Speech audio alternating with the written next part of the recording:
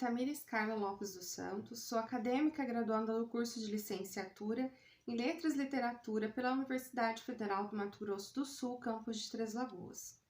Fui bolsista no Programa Institucional de Iniciação Científica no período de julho de 2021 a agosto de 2022, e o título da minha pesquisa foi Memórias de Guerra de um Mato Grossense, análise do acervo documental do expedicionário Reboá na Segunda Guerra.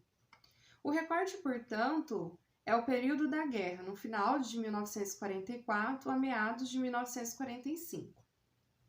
O objetivo do trabalho foi estudar a bibliografia existente em relação à participação dos expedicionários brasileiros no conflito, com a intenção de compreender a narrativa, a memória e visão particular do soldado Reboá sobre a guerra, através da análise das cartas, cartões postais e principalmente do seu manuscrito intitulado Heróis de Barro, que foi doado ao Núcleo de Documentação Histórico Honório de Souza Carneiro do curso de História da Universidade Federal do Mato Grosso do Sul, campus de Três Lagoas.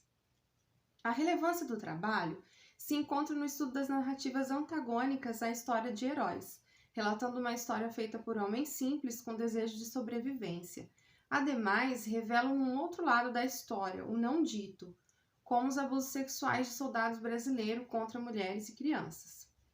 Portanto, a relevância está em destacar os traumas e as neuroses, precisamente nessa pesquisa, do mato-grossense Petrônio Reboá Alves Correia, como um sujeito histórico, partícipe dessas tragédias. Pretendeu-se contribuir, sobretudo, para a história dos pracinhas brasileiros durante a Segunda Guerra Mundial, e também para as pesquisas acadêmicas, corroborando numa visão de mundo crítica e reflexiva para as novas gerações. A metodologia está fundamentada em pesquisa bibliográfica sobre a Segunda Guerra, do debate acerca da história, memória e análise do discurso.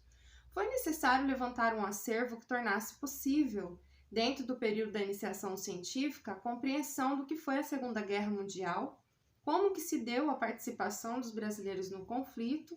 principalmente do expedicionário Reboá, e quais as consequências para ele, objetiva e subjetivamente, em virtude do conflito. A partir do levantamento bibliográfico, os textos foram lidos e fichados como forma de contribuir tanto para a construção de uma análise dos acontecimentos, da memória e dos sujeitos envolvidos, bem como para a compreensão das transformações materiais e imateriais. Nessa análise foi possível perceber que a narrativa do expedicionário Reboá se trata de memórias, uma vez que é uma escrita a posteriori, e não no calor dos fatos como uma espécie de diário.